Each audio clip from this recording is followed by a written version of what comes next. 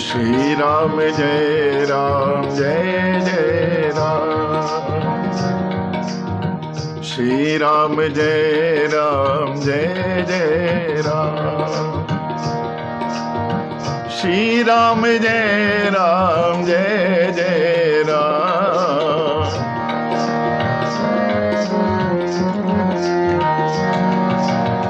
श्री राम जय जय राम।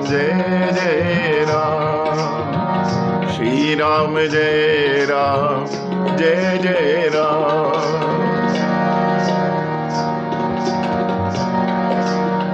मन मंदिर में आन समाओ। मन मंदिर में आन समाओ। प्यासी है अखियां दर्श दिखाओ। प्यासी है अखियां दर्श दिखाओ।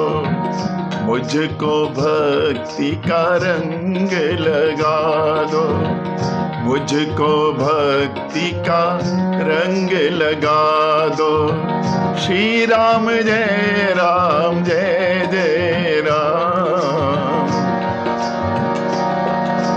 श्री राम जय जय राम। श्री राम जय जय राम। श्री राम जय जय राम। श्री राम जय जय राम। श्री राम जय जय राम। बोले राजा रामचंद्र भगवान की जय। वृंदावन बिहारी लाल की जय। जय जय श्री राधे। जय जय श्री राधे। जय जय श्री राधे। बरबस राम सुमंत पठाए। सुर सर तीर आप चली आए।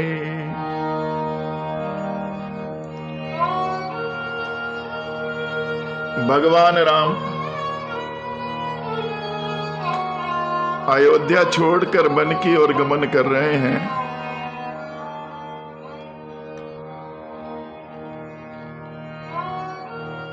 सुमंत्र जी को बड़ा मुश्किल से वापस किया,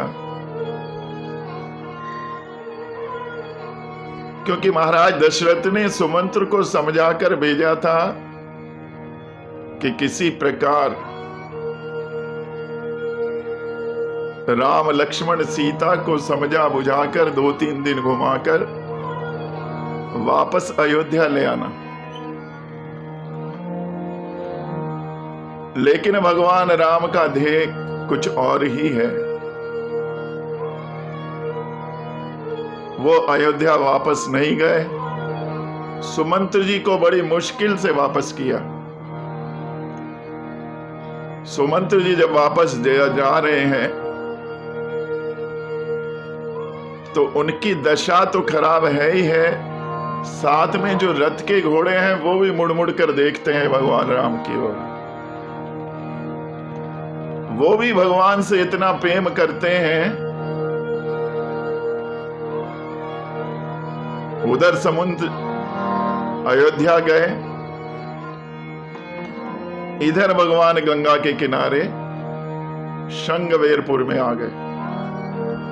बोले गंगे मैया की जय।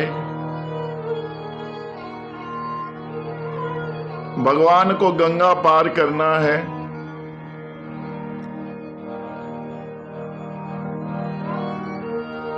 गंगा तट पर भगवान का अनन्य भक्त केवट जन्म जन्मांतर से भगवान की प्रतीक्षा में है। आज उसे ये सौभाग्य मिला है कि वो भगवान के दर्शन पाए।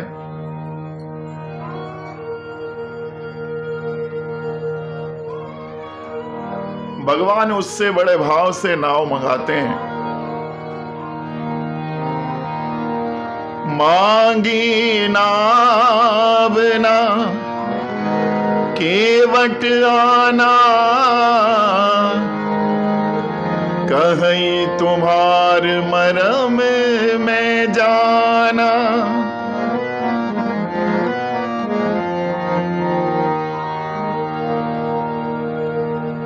भगवान राम ने जैसे ही केवट से नाव मांगी,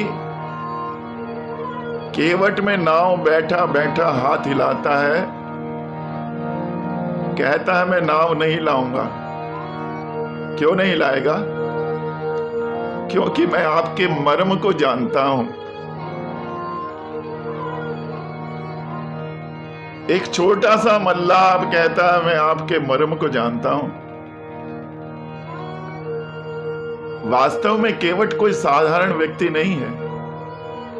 पूर्व जन्म में कछुआ था और क्षीर सागर में जब भगवान विश्राम करते थे तो दर्शन के लिए जाता था। जब भी दर्शन के लिए जाए, पैरों की तरफ से जाता तो मां लक्ष्मी भगा देती थी, सिर की तरफ से जाता था तो शेषनाग जी फुंकार भरकर भगा देते थे।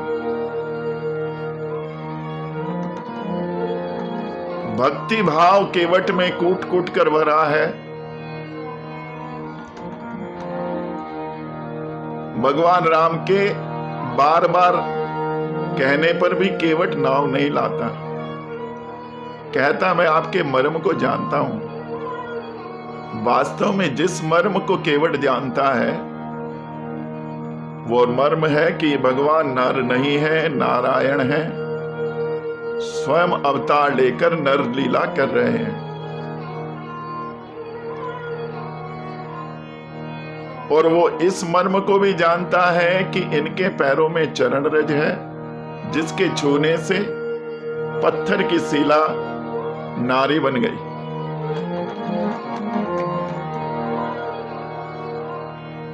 लक्ष्मण जी यहां खड़े खड़े मुस्कुरा रहे हैं और भगवान राम से कहते हैं प्रभु आपका कोई कहना नहीं मानता। तो राम जी ने कहा कि ऐसा क्यों कहते हो लक्ष्मण? तो लक्ष्मण जी कहते हैं कि सुमंत जी को आप वापस भेज रहे थे तो वो वापस नहीं जा रहे थे। अब आप लक्ष्मण जी को बुला रहे हो, अब आप केवट को बुला रहे हो तो केवट आ नहीं रहा है। तो प्रभु आपका कोई कहना नहीं मानता।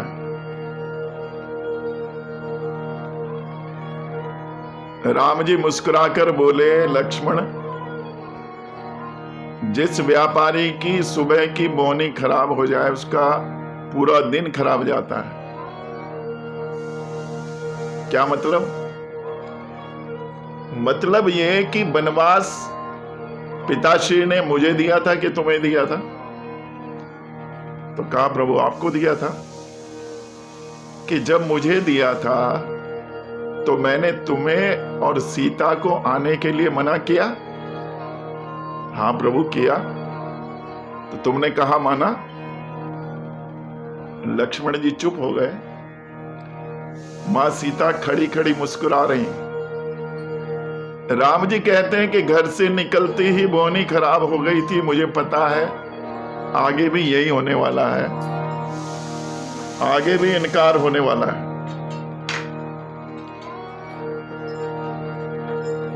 केवट कहता मैं आपके मर्म को जानता हूं।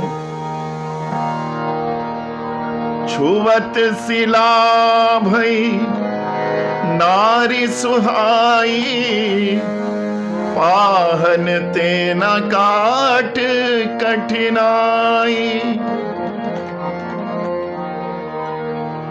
भगवान जब पत्थर की शिला आपके पैर छूने से नारी बन गई तो मेरी नाव तो बेचारी लकड़ी की है। वो लकड़ी भी न जाने कितने समय से जल में पड़ी पड़ी कमजोर हो गई, तो जरा सा छूते ही वो भी नारी बन जाएगी। तो राम जी ने कहा भाई अगर ऐसी बात है नारी बन जाए तो दो रख लेना, क्या दिक्कत है? केवट कहता प्रभु ये मेरे रोजगार का भी साधन है। घर अगर मैं दूसरी नारी लेकर जाऊंगा, जो पहले वाली है वो तो गृह क्लेश कर देगी और मेरे पर सीधा आरोप लगाएगी कि तुमने नाव बेचकर दूसरी शादी कर ली है। एक नारी को रखकर घर चलाना मुश्किल है, दूसरी नारी को रखकर मैं घर कैसे चलाऊंगा? राम जी मन ही मन मुस्कुरा रहे हैं। वास्तव में केवट का भाव है भगवान को किसी प्रकार ज्यादा से ज्यादा समय वहां पर रोकना, क्योंकि उसको भगवान के स्वभाव का पता है।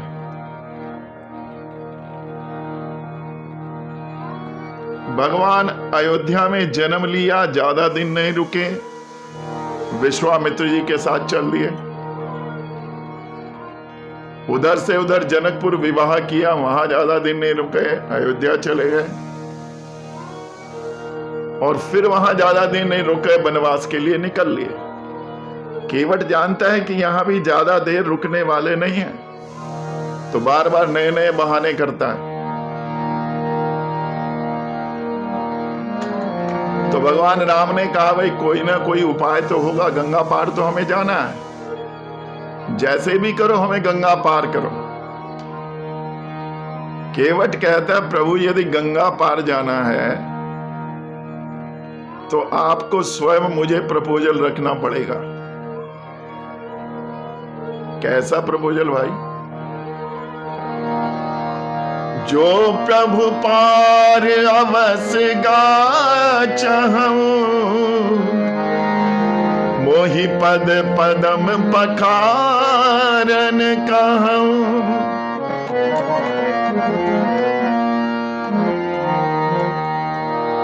प्रभु अगर आप पार जाना चाहते हो तो अपने मुंह से कहो कि मेरे चरण धो लो, क्योंकि आपके चरणों में वो रज है जो मेरी नाव को नारी बना सकती है। और उसका एक ही उपाय है कि मैं आपके चरणों को ठीक से धो लूं और धोकर दोबारा ठीक से साफ करके, ताकि उसमें चरण रज ना रहे, आपको अपनी नाव में बिठाऊं।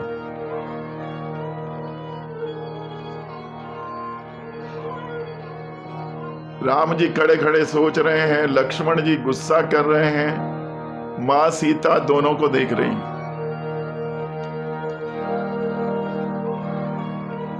और केवट कहता है प्रभु इसको हल्के में मत लेना। राम राउर आन दशरथ सपत सब साची कहूं। दशरथ जी की सौगंध खाकर कहता हूं कि जब तक आप मुझे ये आज्ञा नहीं दोगे तब तक मैं पार नहीं करूंगा। जैसे ही दशरथ जी का नाम लिया, लक्ष्मण जी की तेवर चढ़ गई। कहने का प्रभु ये तो हमारे पिताजी तक पर जा रहा है, आप आदेश करें तो अभी इसको सीधा करूं। राम जी ने कहा, इशारा किया, लक्ष्मण सब जगह क्रोध नहीं चलता है, ये प्रेमी है, प्रेम से ही मानेगा। बर तीर मारूं लखन पे, जब लगी न पाव पखारहूं, तब लगी न तुलसीदास नाथ के पाल पार उतारहूं। लक्ष्मण जी को कहता है प्रभु आज आपकी चलने वाली नहीं है।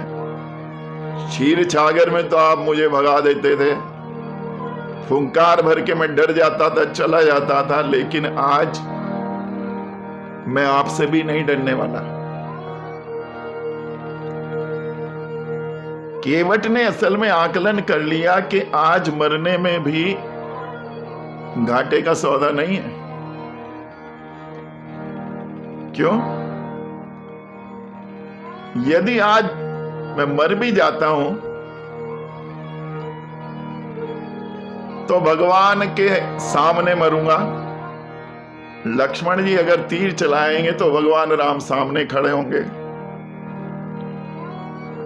और ऐसा तो हो नहीं सकता कि लक्ष्मण जी तीर चलाएं और मेरे घायल होने के बाद भगवान अपनी गोद में मुझे ना बिठाएं।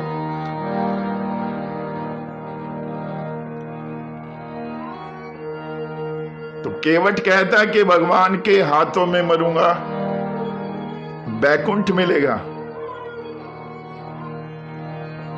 केवट ने पूरा कैलकुलेशन कर रखा है कि आज लक्ष्मण यदि मार भी दें तो कोई दिक्कत नहीं है।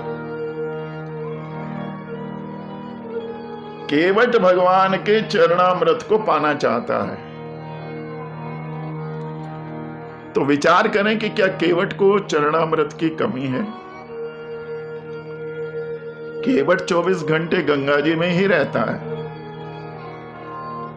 गंगा जल पीकर ही बड़ा हुआ है और गंगा जल में ही नहाता स्नान करता है, और गंगा ही तो भगवान का चरणामृत है। वामन अवतार में ब्रह्मा जी ने भगवान के चरणों को धोया, वहीं से गंगा जी प्रकट हुई।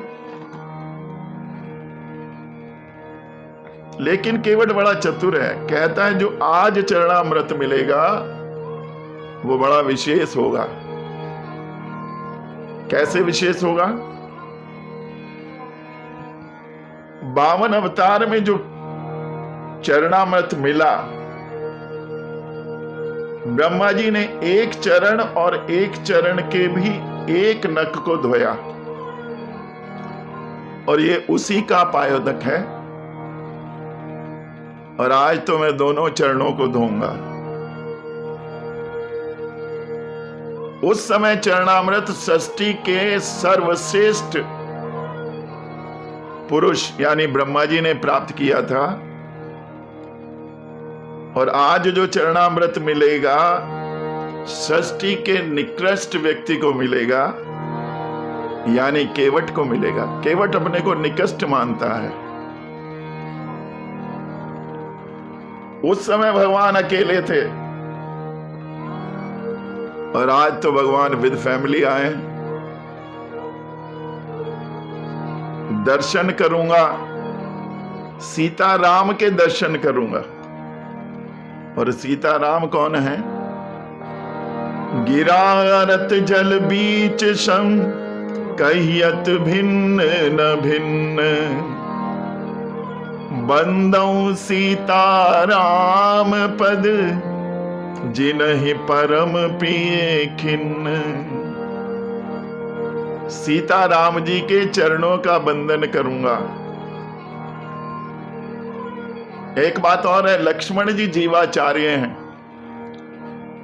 और आचार्य के सामने जब दर्शन होगा तो दर्शन का महत्व अनंत गुना बढ़ जाता है।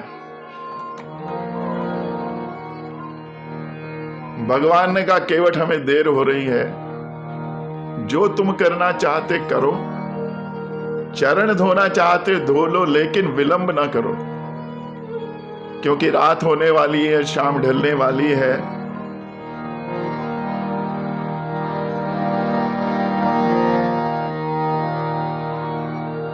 केवट बड़ा प्रसन्न हुआ, भागा भागा गया और अपनी नाव से कठौता उठाकर ले आया।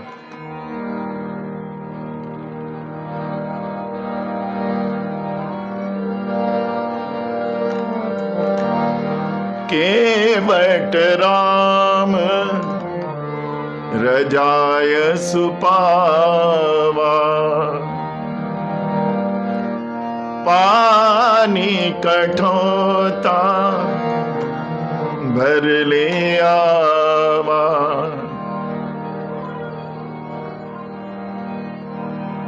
केवट बड़े उत्साह से गया और अपनी नाव से लकड़ी का कठौता उठाकर लाया।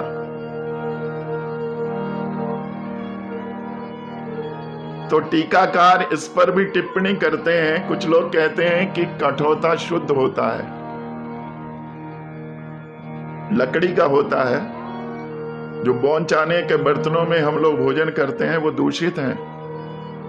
उन पर जो पॉलिश होती है जानवरों की हड्डी से पॉलिश होती है, वो पॉलिश जानवरों की हड्डी से बनती है, फिर उन बर्तनों पर पॉलिश होती है और उनमें हम चपाचप भोजन करते हैं, बड़े प्रसन्न होते हैं। शाकाहारी भी समझते हैं कि हम शाकाहारी हैं। दूसरा भाव यह है कि केवट कहता है कि ये लकड़ी का कठौता है।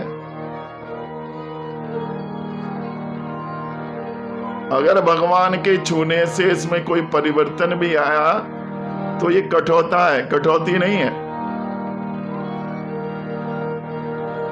अगर चरण रज ने कोई असर दिखाया तो लड़की ना होकर लड़का होगा।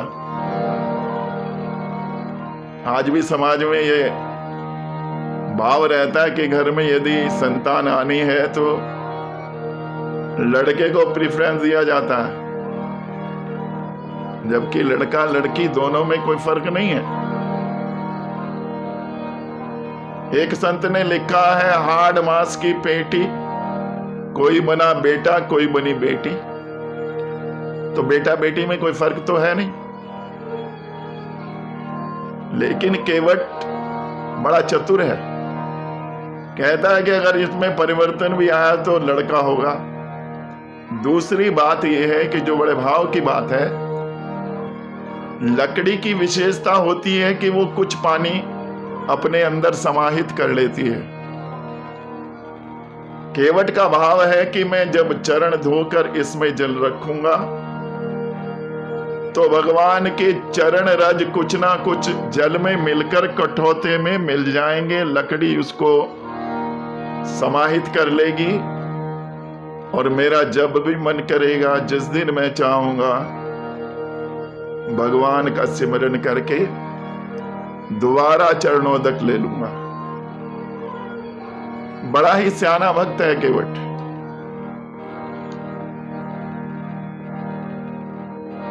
अति आनंद उमगे अनुरागा, चरण सरोज पखारने लागा। बड़े आनंद से भगवान के चरणों को धो रहा है, गुनगुना रहा है, भजन धो रहा है, गुनगुना रहा है भजन, चरण धो रहा है। लक्ष्मण जी खड़े खड़े गुस्सा कर रहे हैं कि इसको कोई जल्दी नहीं, बंदे को हमें देर हो रही है और ये लगा हुआ है। केवट जी भाव समझ रहे हैं लक्ष्मण जी के, पता है आज लक्ष्मण जी की चलने वाली नहीं है। भगवान के एक पैर धोए, भगवान एक टांग पर खड़े हैं तो थोड़ा लड़खड़ा है। केवट कहता है प्रभु आपका बैलेंस बिगड़ सा है, कुछ संतुलन खराब हो रहा है, तो आप एक काम करो, मेरे सर पर हाथ रख लो। भगवान राम समझ रहे हैं।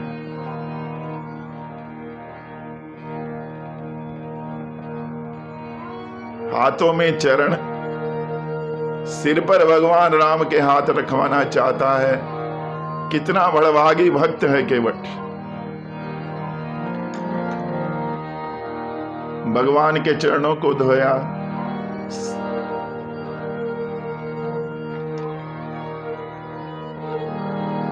पद पखार जल पान करी, आप सहित परिवार।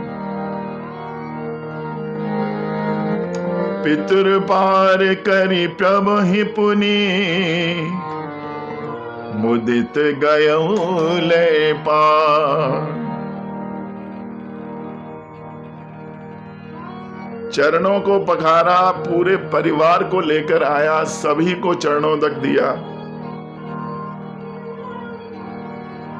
और उनको चरणोदक लेकर भाग पड़ा गंगा जी की ओर। लक्ष्मण जी देख रहे क्या तमाशा कर रहा है, आवाज लगाई भाई क्या कर रहा है। केवट कहने लगा महाराज थोड़ी देर रुको, मेरे पूर्वज जो कई पीढ़ियों से पार नहीं हो पाए, मैं आज चाहता हूं आज उनका भी उद्धार हो जाए। भगवान राम ने कहा, भाई कहीं पितर यहां नजर तो नहीं आ रहे तुम्हारे? तो केवट मुस्कुराकर बोला, प्रभु यदि आपकी नजर पड़ जाती, आपको नजर आ जाते, तो उनका कल्याण तो पहले ही हो गया होता, क्योंकि आपकी नजर में तो वो जादू है। केवट ने अपने पितरों को अर्घ्य दिया, उनका उद्धार किया, और केवट बड़े भाव से भजन गाता हुआ गंगा जी के पार चल दिया। बड़े धीरे धीरे नाव को चला रहा है। गंगे मैया से कह रहा है, गंगे मैया धीरे बहो, मेरी नैया में लक्ष्मण राम, गंगे मैया धीरे बहो, वो मेरी नैया में लक्ष्मण राम, गंगे मैया धीरे बहो, धीरे बहो माँ, धीरे बहो रे, धीरे बहो माँ, धीरे बहो रे, वो मेरी नैया में लक्ष्मण राम, गंगे मैया धीरे बहो। गंगा जी को भी कहता है कि आप भी आज धीरे धीरे चलो।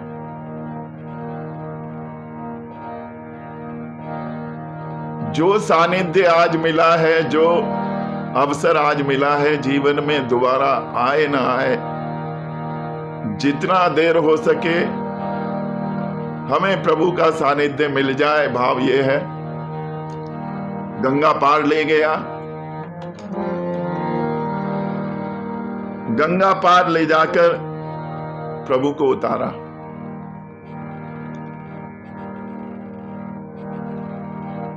प्रभु राम खड़े खड़े सोच रहे हैं कि इसको क्या मजूरी दूं। सीता माता समझ जाती है। गोस्वामी बड़ी सुंदर चौपाई लिखते हैं,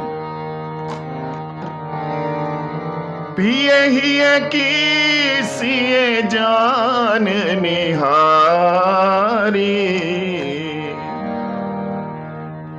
मन मुदरी मन मुदित उतारी।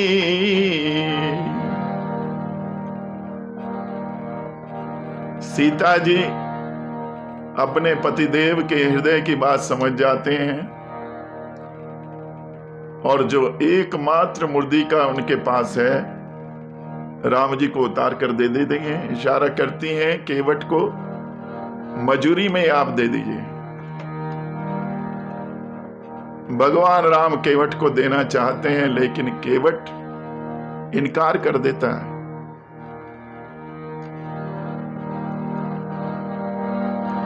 कहु कपाल ले उतराई,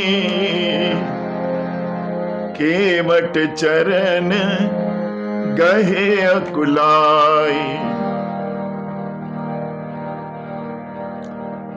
जैसे ही भगवान राम ने कहा केवट ये तुम्हारी मजूरी है, केवट व्याकुल हो जाता है, चरणों में पड़ जाता है प्रभु। पहली बात तो यह है कि हम दोनों एक ही स्टाफ हैं, और सांसारिक उसमें स्टाफ से स्टाफ कोई फीस नहीं लेता है। भगवान पूछते हैं कि भाई स्टाफ कैसे हुए हम आपके?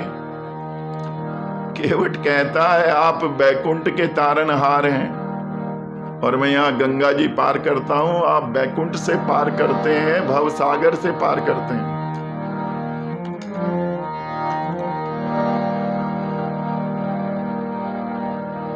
आप तो मुझसे भी बड़े उद्धारक हैं, पार करने वाले हैं।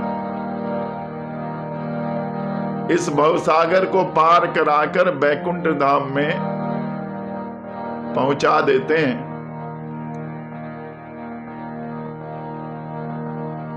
दूसरी बात यह है कि मेरा सौभाग्य है आज आपके चरणों की रज जो मुझे मिली है, मैं बड़ा भागी हूं। आज नाथ कछु चाहिए न मोरे, दीन दयाल अनुग्रह तोरे। अब जो मुझे मिल गया, इसके बाद मुझे किसी चीज की आवश्यकता नहीं प्रभु।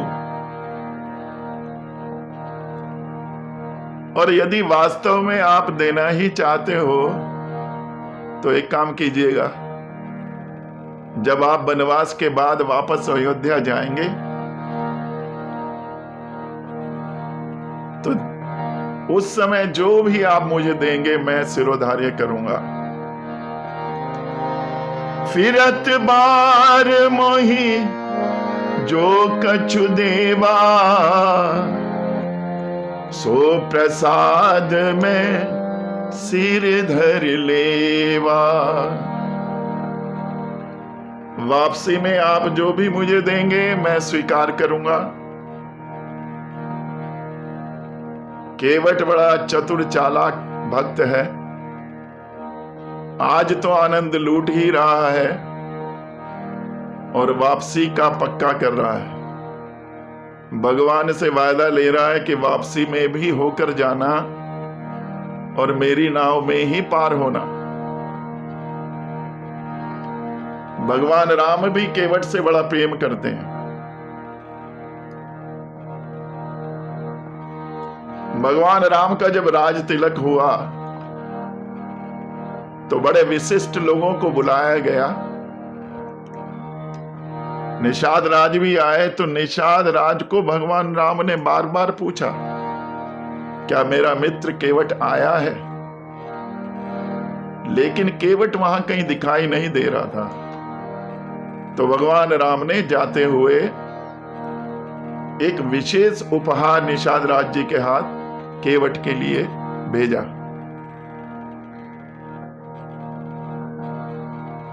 केवट भगवान का अनन्य भक्त है, क्योंकि भगवान के चरणों में निष्ठा रखता है और भगवान के दर्शन, भगवान की प्राप्ति एक निष्ठा के बिना नहीं होती है। हमारी निष्ठा रोज परिवर्तित होती है, रोज चेंज हो जाती है, क्योंकि हमारा भाव निष्काम ना होकर उसके पीछे कोई ना कोई कामना होती है। हम लोग एक इष्ट को पूजते हैं, कुछ दिनों यदि मनोकामना पूर्ण नहीं हुई तो दूसरे इष्ट को बदल लेते हैं। तो भगवत प्रेमियों, केवट की तरह हमारी श्रद्धा, हमारी निष्ठा और हमारी निश्चलता यदि होगी तो भगवान राम किसी ना किसी दिन हम पर भी कृपा करेंगे। बोले सियावर रामचंद्र भगवान की जय। भक्त और भगवान की जय। जय जय श्री राधे, जय जय श्री राधे, जय जय श्री राधे।